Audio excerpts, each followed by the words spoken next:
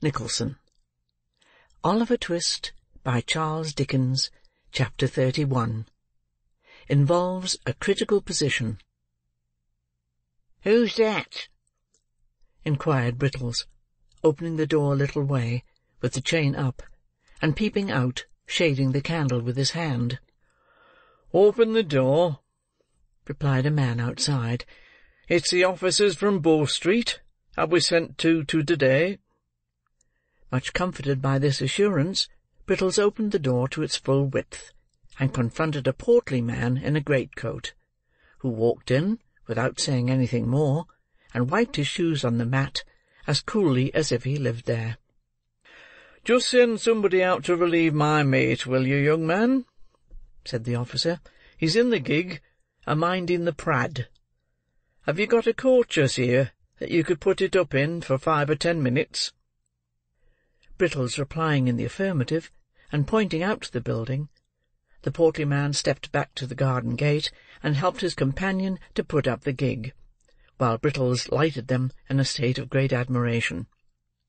This done, they returned to the house, and, being shown into a parlour, took off their greatcoats and hats, and showed like what they were. The man who had knocked at the door was a stout personage of middle height, aged about 50, with shiny black hair cropped pretty close, half whiskers, a round face, and sharp eyes. The other was a red-headed, bony man, in top-boots, with a rather ill-favoured countenance, and a turned-up sinister-looking nose.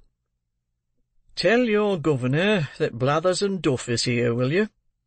said the stouter man, smoothing down his hair, and laying a pair of handcuffs on the table. "Oh, good evening, master. Can I have a word or two with you in private, if you please?" This was addressed to Mr. Losberne, who now made his appearance.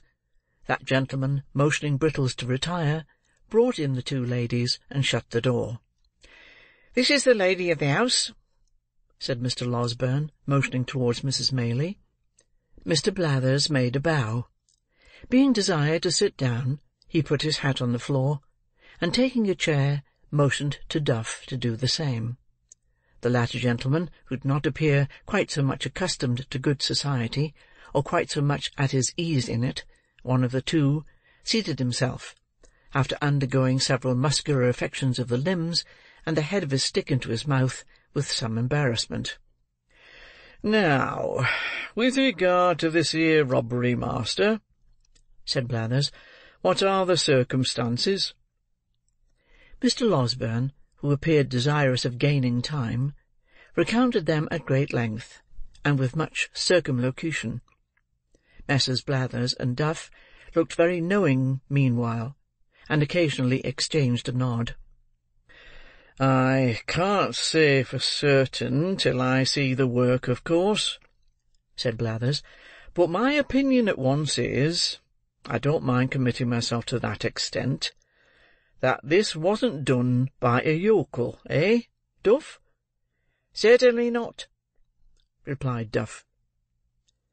"And translating the word yokel for the benefit of the ladies, I apprehend your meaning to be, that this attempt was not made by a countryman," said Mr. Losberne, with a smile. "That's it, master," replied Blathers. "This is all about the robbery, is it?"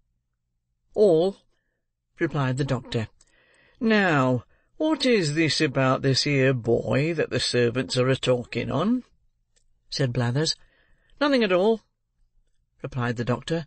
"One of the frightened servants chose to take it into his head that he had something to do with this attempt to break into the house. But it's nonsense. Sheer absurdity." "Very easy disposed of, if it is," remarked Duff. "What he says is quite correct," observed Blathers, nodding his head in a confirmatory way, and playing carelessly with the handcuffs, as if they were a pair of castanets. "Who is the boy? What account does he give of himself? Where did he come from? He didn't drop out of the clouds, did he, master?" "Of course not," replied the doctor, with a nervous glance at the two ladies. "I know his whole history, but we can talk about that presently. You would like, first, to see the place where the thieves made their attempt, I suppose?" "Certainly," rejoined Mr. Blathers. "We had better inspect the premises first, and examine the servants afterwards. That's the usual way of doing business." Lights were then procured, and Messrs. Blathers and Duff, attended by the native constable, Brittles, Giles, and everybody else in short, went into the little room at the end of the passage and looked out at the window, and afterwards went round by way of the lawn, and looked in at the window, and after that had a candle handed out to inspect the shutter with, and after that a lantern to trace the footsteps with, and after that a pitchfork to poke the bushes with. This done, amidst the breathless interest of all beholders, they came in again, and Mr. Giles and Brittles were put through a melodramatic representation of their share in the previous night's adventures, which they performed some 6 times over, contradicting each other in not more than one important respect, the first time, and in not more than a dozen the last. This consummation being arrived at, Blathers and Duff cleared the room, and held a long council together, compared with which, for secrecy and solemnity, a consultation of great doctors on the knottiest point in medicine would be mere child's play. Meanwhile the doctor walked up and down the next room in a very uneasy state, and Mrs. Maylie and Rose looked on with anxious faces. "Upon my word," he said, making a halt after a great number of very rapid turns, "I hardly know what to do." "Surely," said Rose, "the poor child's story, faithfully repeated to these men, will be sufficient to exonerate him." "I doubt it, my dear young lady," said the doctor, shaking his head. "I don't think it would exonerate him, either with them or with legal functionaries of a higher grade. What is he, after all, they would say? A runaway. Judged by mere worldly considerations and probabilities, his story is a very doubtful one." "You believe it, surely?" interrupted Rose. "I believe it, strange as it is, and perhaps I may be an old fool for doing so," rejoined the doctor, "but I don't think it is exactly the tale for a practical police officer, nevertheless." "Why not?" demanded Rose.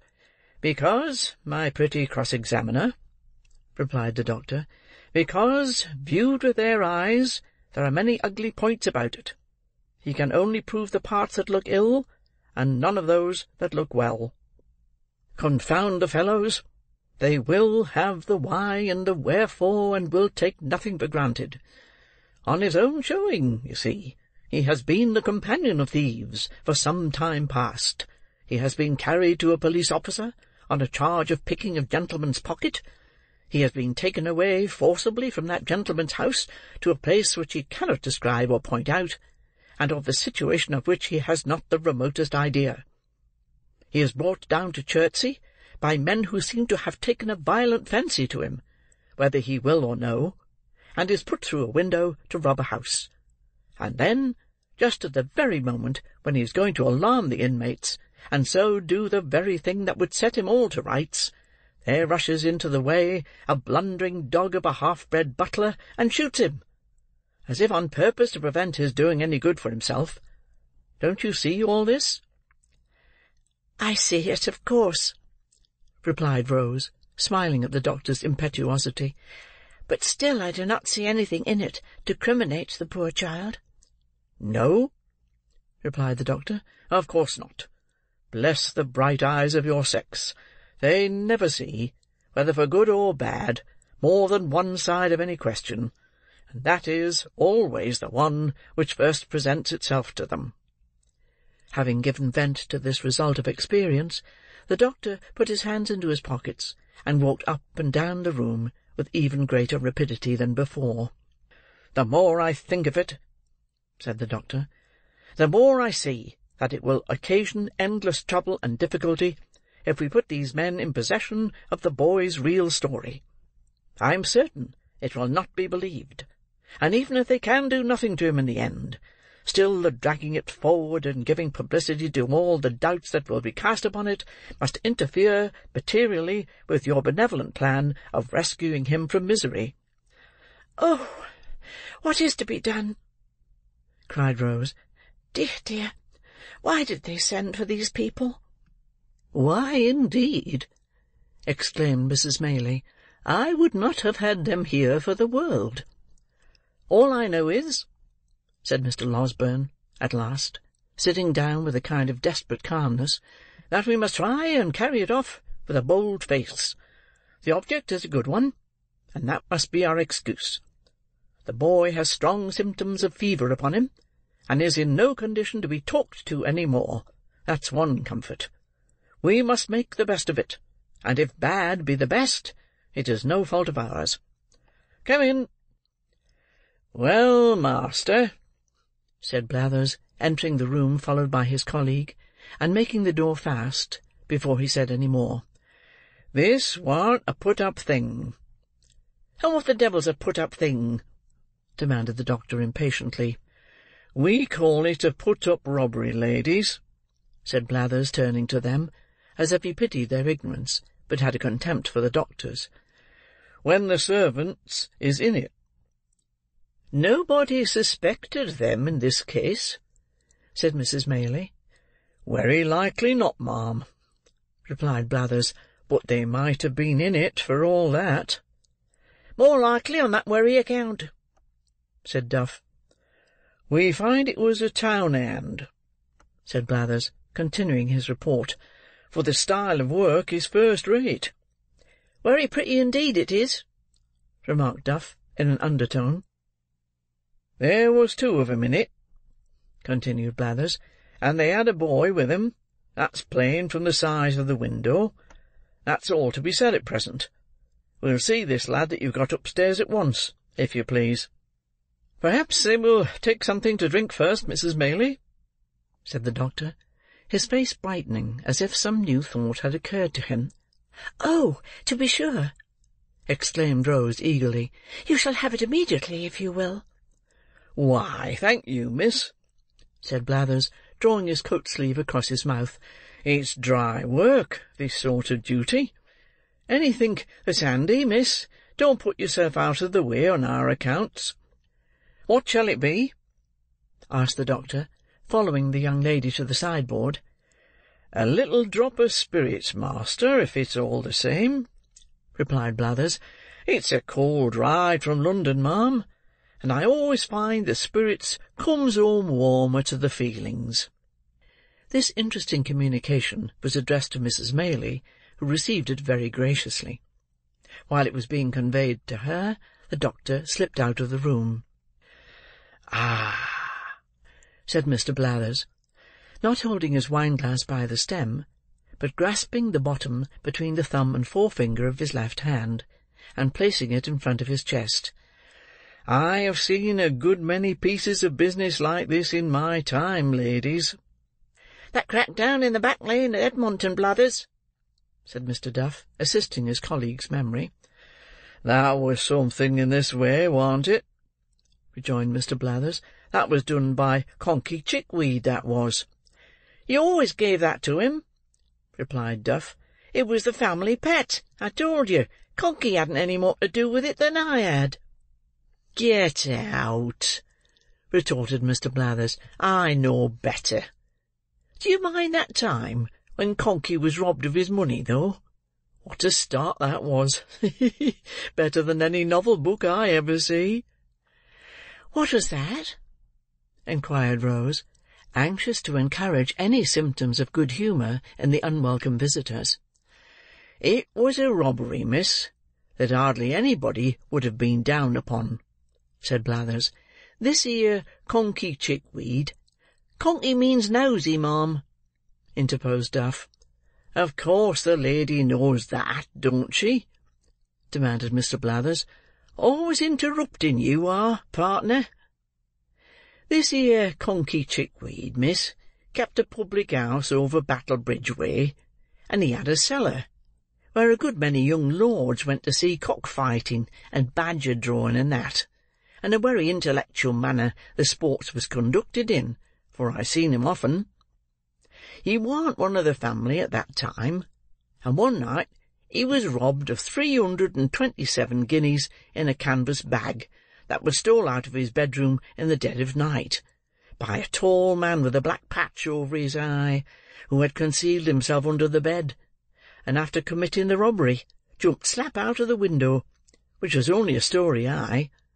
He was very quick about it, but Conkey was quick too, for he fired a blunderbuss arter him, and roused the neighbourhood. They set up a hue and cry directly, and when they came to look about 'em, found that Conkey had hit the robber, for there was traces of blood all the way to some palings a good distance off, and there they lost 'em.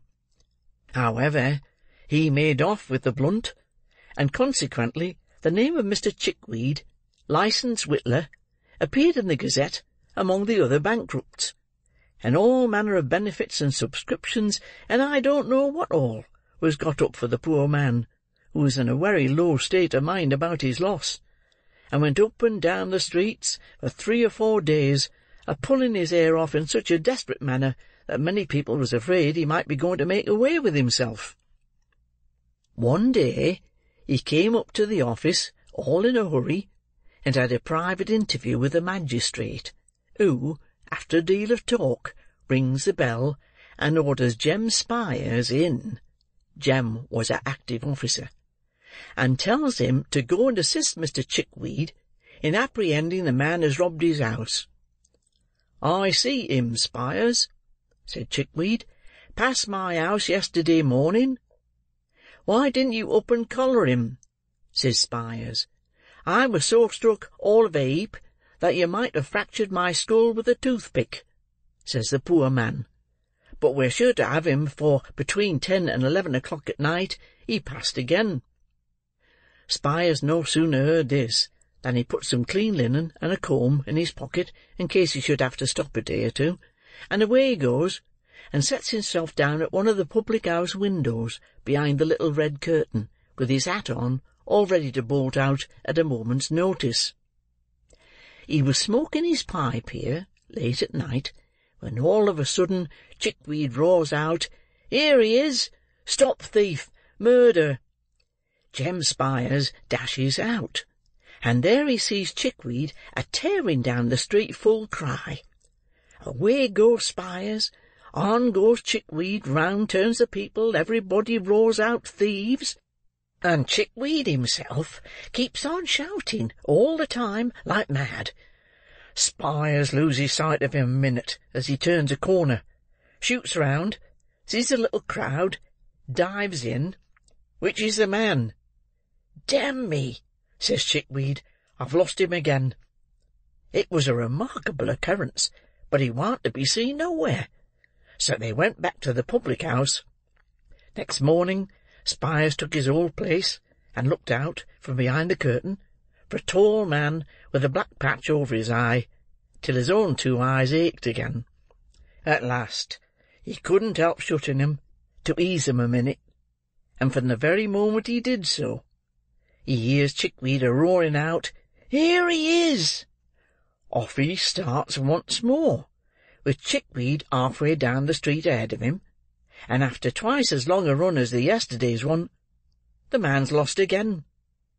This was done once or twice more, till one half the neighbours gave out that Mr. Chickweed had been robbed by the devil, who was playing tricks with him arterwards, and the other half that poor Mr. Chickweed had gone mad with grief. "What did Jem Spyers say?" inquired the doctor, who had returned to the room shortly after the commencement of the story. "Jem Spyers," resumed the officer, "for a long time said nothing at all, and listened to everything without seeming to, which showed he understood his business.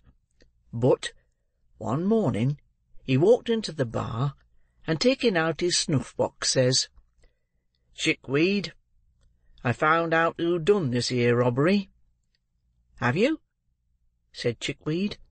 'Oh, my dear Spyers, only let me have vengeance, and I shall die contented. Oh, my dear Spyers, where is this villain?' 'Come,' said Spyers, offering him a pinch of snuff, 'none of that gammon. You did it yourself.' So he had, and a good bit of money he had made by it, too, and nobody would never have found it out if he hadn't been so precious anxious to keep up appearances," said Mr. Blathers, putting down his wine-glass, and clinking the handcuffs together. "Very curious indeed," observed the doctor. "Now, if you please, you can walk upstairs." "If you please, sir," returned Mr. Blathers.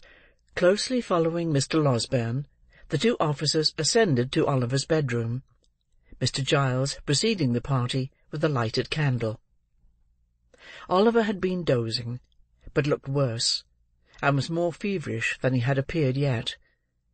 Being assisted by the doctor, he managed to sit up in bed for a minute or so, and looked at the strangers without at all understanding what was going forward; in fact, without seeming to recollect where he was, or what had been passing. "This," said Mr. Losberne, speaking softly, but with great vehemence, notwithstanding, "this is the lad who, being accidentally wounded by a spring gun in some boyish trespass on Mr. What-d'ye-call-'em's ground at the back here, comes to the house for assistance this morning, and is immediately laid hold of and maltreated by that ingenious gentleman with the candle in his hand, who has placed his life in considerable danger, as I can professionally certify." Messrs. Blathers and Duff looked at Mr. Giles, as he was thus recommended to their notice. The bewildered butler gazed from them towards Oliver, and from Oliver towards Mr. Losberne, with a most ludicrous mixture of fear and perplexity. "You don't mean to deny that, I suppose?" said the doctor, laying Oliver gently down again. "It was all done for the best, sir," answered Giles.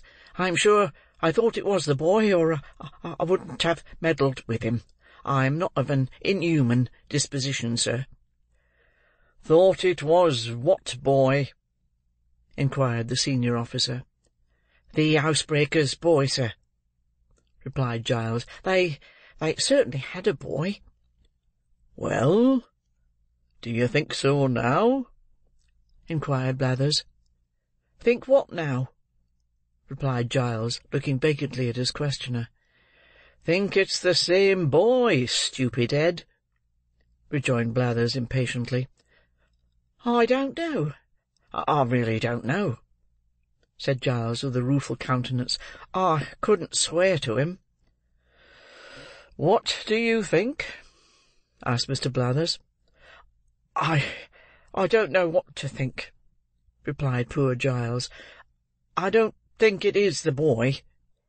Indeed, I'm almost certain that it isn't. You know, it can't be." "Has this man been a-drinking, sir?" inquired Blathers, turning to the doctor. "What a precious muddle-headed chap you are!" said Duff, addressing Mr. Giles with supreme contempt. Mr. Losberne had been feeling the patient's pulse during this short dialogue, but he now rose from the chair by the bedside, and remarked that if the officers had any doubts upon the subject, they would perhaps like to step into the next room and have Brittles before them. Acting upon this suggestion, they adjourned to a neighbouring apartment, where Mr. Brittles, being called in, involved himself and his respected superior in such a wonderful maze of fresh contradictions and impossibilities as tended to throw no particular light on anything, but the fact of his own strong mystification, except indeed his declarations that he shouldn't know the real boy if he were put before him in that instant, that he had only taken Oliver to be he because Mr. Giles had said he was, and that Mr. Giles had, 5 minutes previously, admitted in the kitchen that he began to be very much afraid he had been a little too hasty. Among other ingenious surmises, the question was then raised whether Mr. Giles had really hit anybody, and upon examination of the fellow pistol to that which he had fired, it turned out to have no more destructive loading than gunpowder and brown paper, a discovery which made a considerable impression on everybody but the doctor, who had drawn the ball about 10 minutes before. Upon no one, however, did it make a greater impression than on Mr. Giles himself, who, after labouring for some hours under the fear of having mortally wounded a fellow creature, eagerly caught at this new idea and favoured it to the utmost. Finally, the officers, without troubling themselves very much about Oliver, left the Chertsey constable in the house, and took up their rest for that night in the town, promising to return the next morning. With the next morning, there came a rumour that 2 men and a boy were in the cage at Kingston, who had been apprehended overnight under suspicious circumstances, and to Kingston Messrs. Blathers and Duff journeyed accordingly. The suspicious circumstances, however, resolving themselves, on investigation, into the one fact that they had been discovered sleeping under a haystack, which, although a great crime, is only punishable by imprisonment, and is, in the merciful eye of the English law and its comprehensive love of all the king's subjects, held to be no satisfactory proof, in the absence of all other evidence, that the sleeper or sleepers have committed burglary accompanied with violence, and have therefore rendered themselves liable to the punishment of death. Messrs. Blathers and Duff came back again, as wise as they went. In short, after some more examination, and a great deal more conversation, a neighbouring magistrate was readily induced to take the joint bail of Mrs. Maylie and Mr. Losberne for Oliver's appearance, if he should ever be called upon; and Blathers and Duff, being rewarded with a couple of guineas, returned to town with divided opinions on the subject of their expedition. The latter gentleman, on a mature consideration of all the circumstances, inclining to the belief that the burglarious attempt had originated with the family pet, and the former being equally disposed to concede the full merit of it to the great Mr. Conkey Chickweed. Meanwhile, Oliver gradually throve and prospered under the united care of Mrs. Maylie, Rose, and the kind-hearted Mr. Losberne. If fervent prayers, gushing from hearts overcharged with gratitude, be heard in heaven, and if they be not, what prayers are, the blessings which the orphan child called down upon them, sunk into their souls, diffusing peace and happiness. Chapter 31.